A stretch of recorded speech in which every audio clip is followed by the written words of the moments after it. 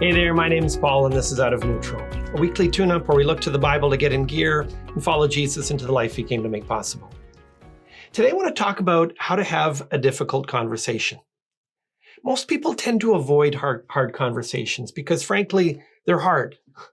You can have 1,000 happy conversations about sports or the weather, but all it takes is one tough talk about a delicate subject and the relationship can fall apart. The problem is, if you never have the hard conversations, problems go unaddressed and tensions rise.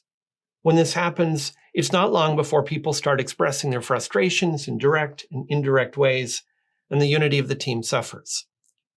The book, Crucial Conversations, Tools for Talking When Stakes Are High, has given me a strategy to approach difficult conversations in a way that I think combines humility and grace.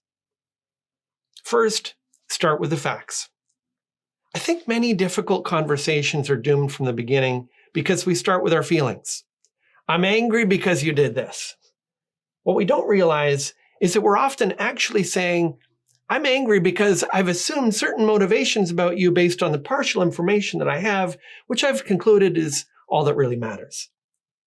By starting with the facts, you avoid assumptions, you avoid conclusions and emotions, which inevitably get in the way of a productive dialogue and a mutually satisfying conclusion. So instead of, I'm so frustrated at you for stealing my stapler last night, we lead with, when I came in this morning, my stapler was missing. Second, ask for more facts and the other person's interpretation of them. Proverbs 18:13 warns, if one gives an answer before he hears, it is his folly and shame. Humility reminds us that we probably don't have all the information, and there may very well be another way to interpret the information that we do have. Asking the other person about the incident gives them the opportunity to help us see things we may have missed and understand the events from a different angle. A question like, do you know what might have happened to my stapler?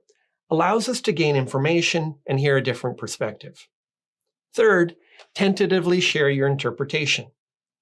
We all know that it's important to separate fact from fiction, but in high-stakes conversations, it's just as important to separate facts from our interpretation of them. Phrases like, I know what you were trying to do, and you're deliberately seeking to undermine me. Those state guesses as facts and invite confrontation rather than dialogue. Instead, the authors say that when it's time to share how you see a particular incident, you should do so cautiously and make it safe for the other person to express a differing or even an opposing view. If the goal is just for you to vent your anger, none of this matters.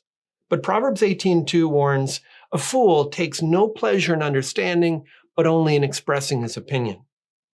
Understanding only comes through dialogue. If you want to reach a consensus, both people have to feel the freedom to contribute facts and feelings. When you share your conclusion, you should do so in a way that makes it clear that you've heard the other person and are trying to express a conclusion that takes into account what you've learned from them. Phrases like, is this a fair statement of what we've talked about today? And am I missing anything here? Make it clear that you're still interested in dialogue even as you're starting to state your conclusions. The strategy that Crucial Conversations presents is helpful, and I've tried to incorporate the principles that it contains. But I still find myself in conversations where I forget the principles because most difficult conversations involve more than missing staplers.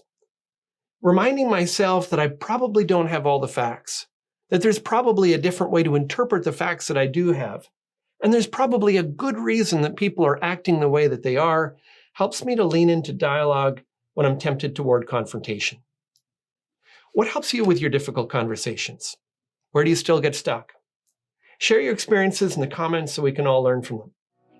That's all for this time. Today's video has helped you get out of neutral. Leave a comment, share it with your friends, and subscribe to join us on the journey.